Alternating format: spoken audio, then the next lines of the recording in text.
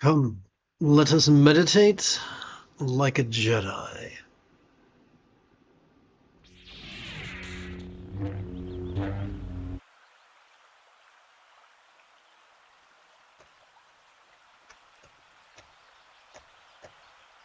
Becoming a Buddha is the easiest thing in the world once you understand two things: what a Buddha is not and what a Buddha is.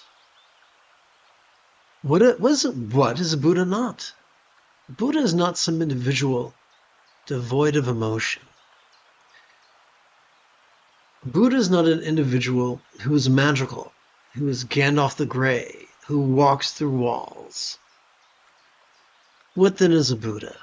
A Buddha is anybody who's gotten so good at the Buddha's tool chest of 8 elements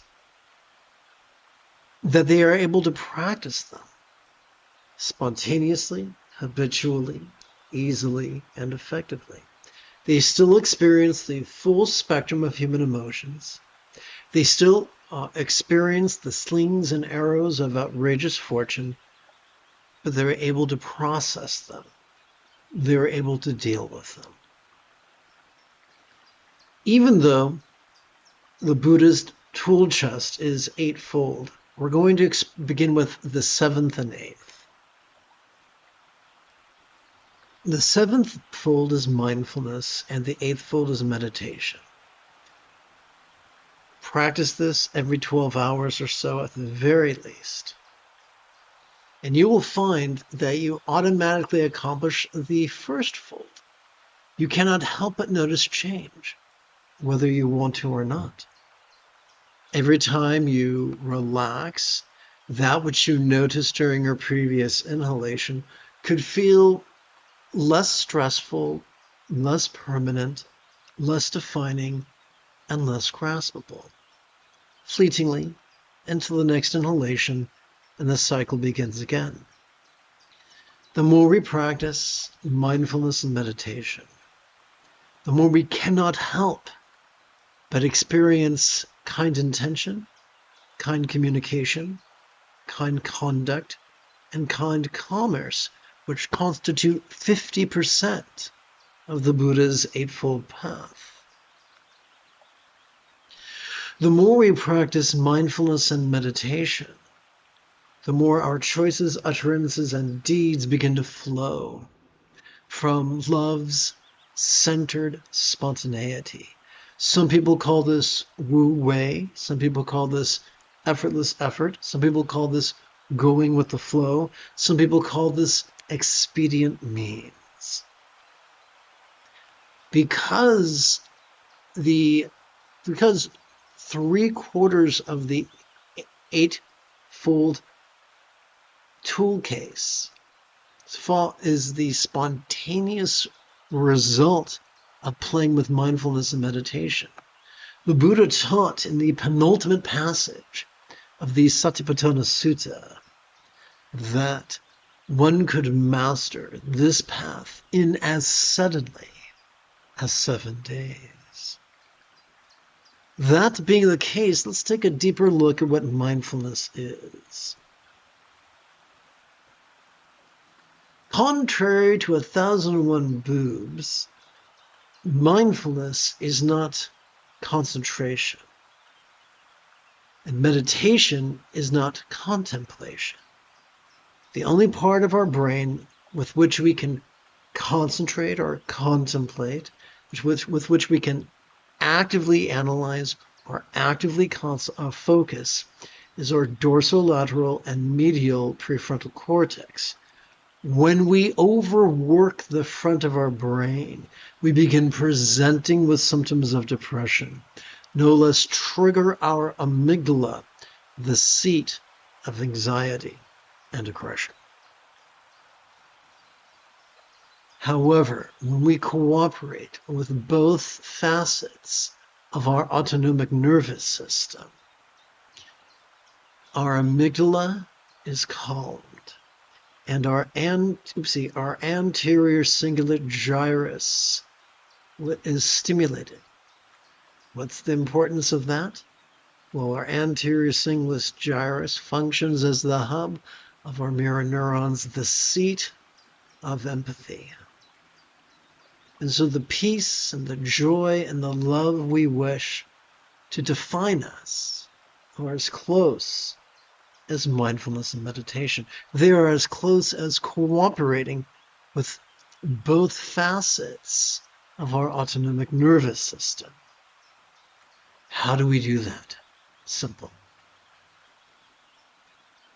Every time we inhale, we are already wired to automatically access the middle bit of our spinal cord, known as the sympathetic nervous system.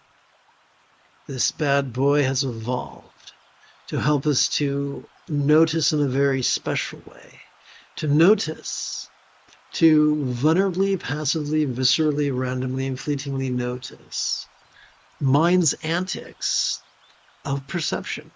You know, seeing, hearing, feeling, smelling, tasting, and the like, including the full spectrum of human emotions, intentions, thoughts, memories, and imaginings. So instead of indulging our controlling tendencies and picking and choosing what we notice, we're completely vulnerable to all manner of phenomena, from the external to the internal, from the physical to the mental, from the pleasurable to the painful, from the interesting to the boring, from the glorious to the grotesque. But how do we do that? Simple. Every time we feel our chest swell with breath, silently and mentally we could recite the verb watch. But what do we do with all that we have watched? Every time we exhale, we are already wired, thanks to evolution, to automatically access the tippy top and the very bottom of our spinal cord. These two regions together are known as our parasympathetic nervous system, or at least its nexus, its core. This bad boy has evolved to help us to physically relax during our exhalation to such a degree that which we noticed during our previous inhalation could fleetingly feel less stressful, less permanent, less defining, and even non-graspable as a vast empty void. Any good English teacher will remind us that a simile is only as useful as it is relatable. What is a real-world example of a non-graspable vast empty void?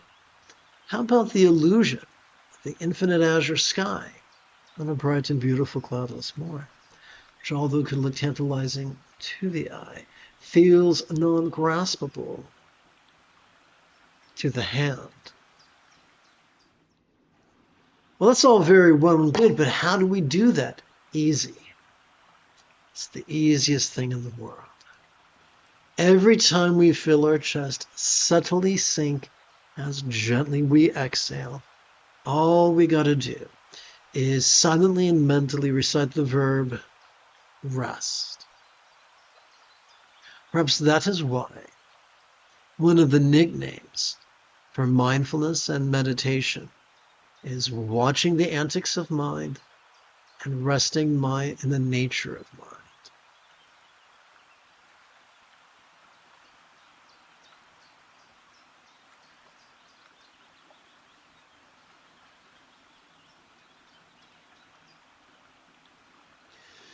Having completed the opening instructions, let us take a moment to shift gears.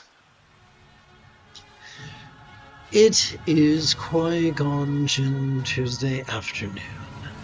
Come, let us meditate like a Jedi after about 30 seconds of housekeeping.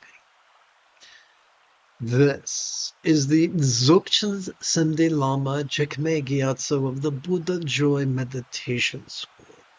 For more than 30 years, I have harnessed my autistic special interests as well as my ADHD hyperfocus, to spend about 8 hours a day, almost every day, studying, practicing, mastering, and reverse engineering the teachings and techniques of each school of meditation so that I can become your personal, nerdy, neurodivergent guide to nirvana. Welcome, my friends, who meditate like a Jedi,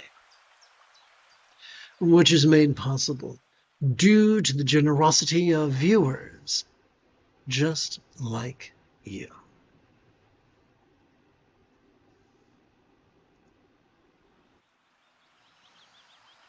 I'm going to take a moment to adjust my legs.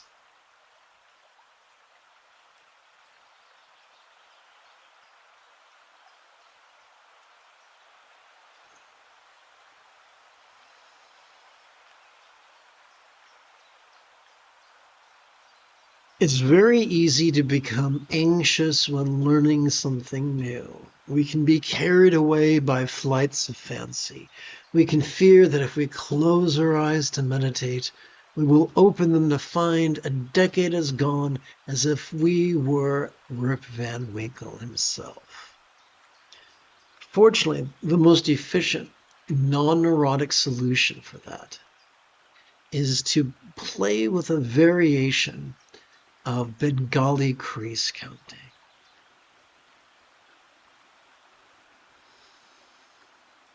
Upon the creases and tips of the four fingers of our right hand, we can count 16 inhalations. Every time we silently and mentally recite the verb watch during our inhalation, we can advance our right thumb. Let's practice together.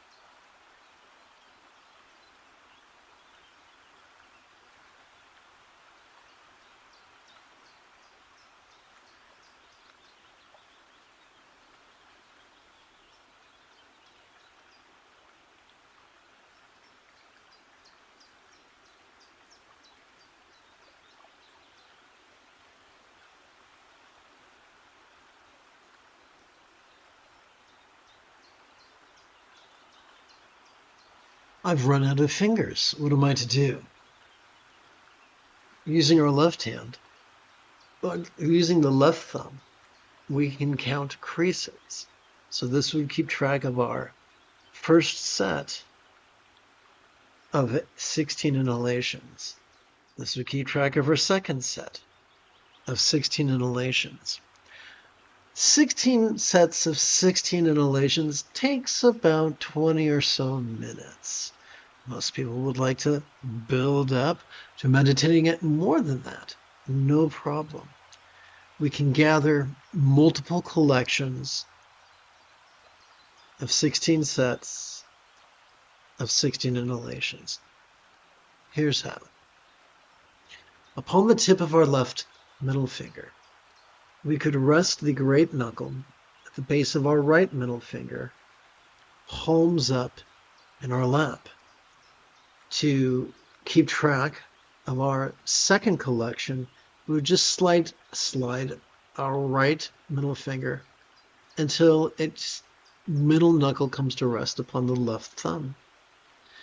And when the time is right, when we've completed another 16 sets of 16 inhalations, if we wanted to, we could slide our right middle finger in such a manner that its third knuckle comes to rest upon our left middle finger, all the while our hands are palms up in our lap. So we've explored 3 sets of variables: the inhalations, the sets and the collections. If you're feeling overwhelmed, that's understandable. Fortunately, there is an antidote to the overwhelm of learning something complicated, and that is repetition. Come to these live streams once every 12 hours or so, and within a week or two, you too can master the Buddha's path. So together, let us sit and breathe and watch and rest. By the way, the moment you have a specific question about Buddhist or Taoist philosophy or meditation, do not hesitate to type your question in great detail in the chat window. For I do check for questions about every 10 minutes or so.